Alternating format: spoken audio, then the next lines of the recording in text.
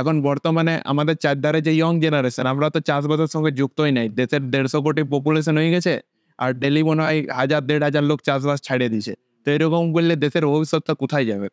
আমার এগুলো মাঝে মধ্যে প্রশ্ন ওঠে। হয়তো আমি অত ভালো করে চাষ জানি না, কারণ ছোট থেকে হয়তো শিখি নাই, বা আমাদের যে গোটা সিস্টেম সেটাকে শিখারও কোনো অপশন নেই নাই।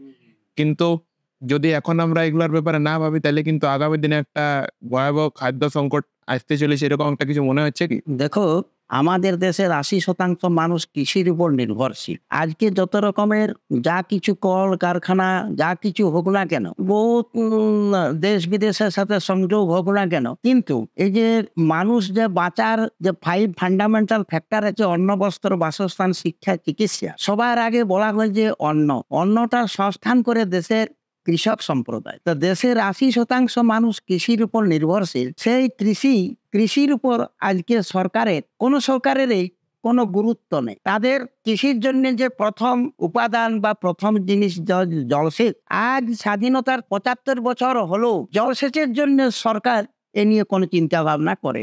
এই মালভূমি অঞ্চলে আগে বলতো যে আসামের নাহারকাটিয়া যে মথুরাতে 3000 মাইল মাটির তলে তলে অশোধিত তৈল মথুরায় এসে শোধন হয়। তো আমাদের এই ফারাক্কা থেকে আমাদের পুরুলিয়া বাঁকুড়া মেদিনীপুর মাত্র 600 থেকে 700 কিলোমিটার, তাও অত নয়। সুন্দর ফারাক্কার জল, গঙ্গার জল, পর্যাপ্ত জল আমাদের এই এলাকায় চলে আসবে, কিন্তু এই নিয়ে কোনো প্রজেক্ট করা হয়নি। সেই জলসেচের ব্যবস্থাটা মানে প্রত্যেকটা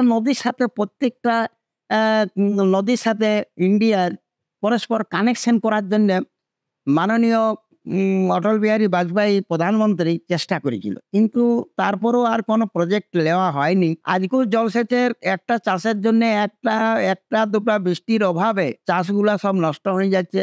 দেশের আজকে মানে যুবক সম্প্রদায় যেন কৃষির উপরে অনীহা প্রকাশ করছে। সবার ঘরে গরু কাড়া ইত্যাদি বলদ টলদ থাকছে, দুহাল, কিন্তু এখন আর কারো ঘরে গরু কাড়া নাই। আমি এটাতে ছোট উদাহরণ দিচ্ছি। অনেকজনের মুখে শুনি যারা ইয়ং জেনারেশন, এখন হয়তো কিছু পার্সেন্ট লোক তো আছে যারা সবকিছু ছাড়ে ছুড়ে শহরের জীবনযাত্রা ছেড়ে চাষবাসের দিকে নিয়ে যাচ্ছে। আমরা মাঝে মধ্যে এই ধরনের গল্পগুলো হয়তো শুনে থাকি। সমাজে কিন্তু একটা কথাবার্তা চলে, সেটা হচ্ছে ফার্মার সুইসাইড, মানে চাষিদের আত্মহত্যা। যে কোনো জায়গায় আমরা শুনতে পাই এত চাষি আজকে আমাদের দেশে আত্মহত্যা করলো, কিন্তু তার থেকেও একটা ভয়াবহ অবস্থা আছে, সেটা হচ্ছে ফার্মার মার্ডার।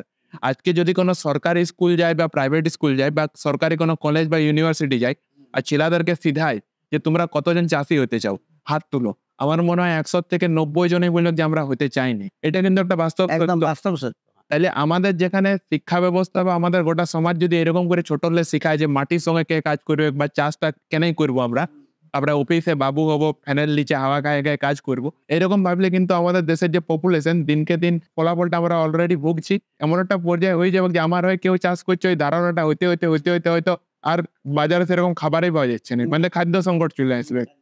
প্রোডাকশন টাকা পয়সা হবে, কিন্তু টাকা তো সিদ্ধ করে মানুষের পেট ভরবে না। সেই জন্য কৃষির যে চাল ধান ভেরিয়াস টাইপ অফ ক্রপসের দরকার।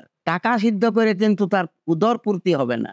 সেই জন্যে চাষের জন্য যা সমস্ত কৃষিজের ধান গম ইত্যাদি যা কিছু দরকার, সেইটা কিন্তু দরকার। সেই জন্য কৃষিকে নির্ভর করে বাঁচতে হবে, কৃষি ছাড়া দেশটাকে টেকানো যাবে না। তাই আমরা পুরুলিয়াবাসী বহু মানে অভাব অনটন ইত্যাদির মধ্যে তাও পুরুলিয়াবাসীরা চাষ করতে ছাড়ে নাই।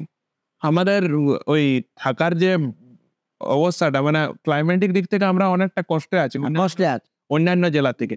আমাদের এই যে পুরুলিয়া জেলায় এখন যে কয়েকদিন আগে 44 ডিগ্রি সেন্টিগ্রেড তাপমাত্রা, 47 ফিল লাইক 50 এইখানেও যে পুরুলিয়া জেলার মানুষ বাঁচে আছে, এটাও কম নয়।